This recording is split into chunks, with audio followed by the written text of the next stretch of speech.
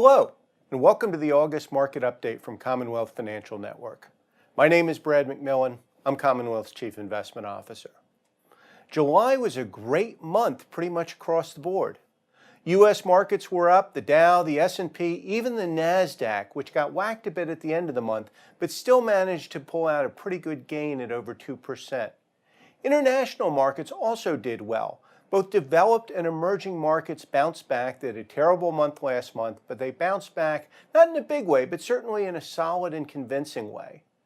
When we get to the end of the month, there were some concerns at the start of July, but I have to say things are looking a lot more solid from a market perspective at the end. And the question, as always, is why, and is that going to continue?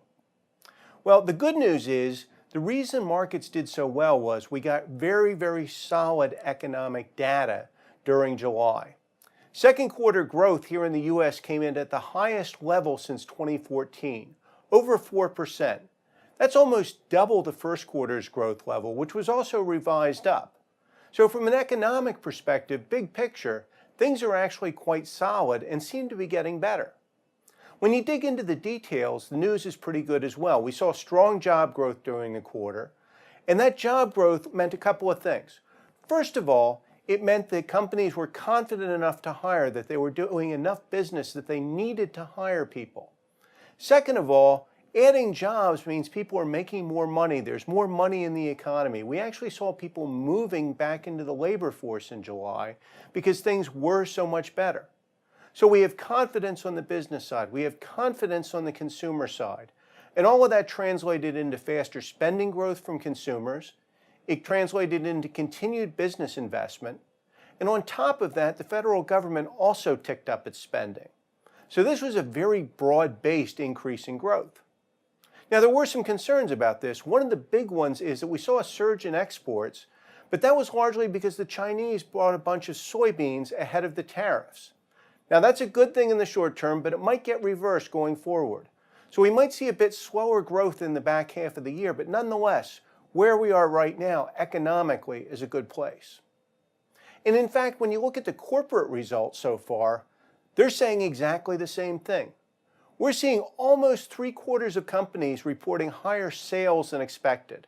That's far more than is normally the case. Companies are not only doing well, they're doing very well at the top line, and they're doing even better than analysts expected. Of course, it's not sales that really matter, it's how much money you keep. And there the news is even better. When you look at earnings, so far at least, 5 out of 6 companies are beating earnings expectations, and they're beating them by a fairly substantial amount. We've actually seen earnings growth, which was already expected to be quite high at about 20%. What's actually coming in is tracking at 21 or 22%, which again is very, very strong and certainly is positive for the financial markets. Now, are we out of the woods? Absolutely not. We certainly have concerns out there. While we've seen, for example, the policy concerns start to pull back, we saw Europe and the United States, for example, put their trade war on hold. There are still real concerns about the trade conflict with China. While we've seen North Korea kind of settle down a little bit, there are signs that that's still out there too. And perhaps most important for the markets, we saw a couple of major tech companies disappoint on earnings, and that did indeed pull markets back a bit. So going forward, are we out of the woods? No. But when we look at the strong fundamentals, I think we can reasonably say that we're in a good place. And while we certainly need to keep paying attention, I think a very strong July, pretty much across the board, leaves us in a good place going into August. What will happen? Well, we'll have to wait to find out, and I'll talk to you about it in a month. Thanks for watching.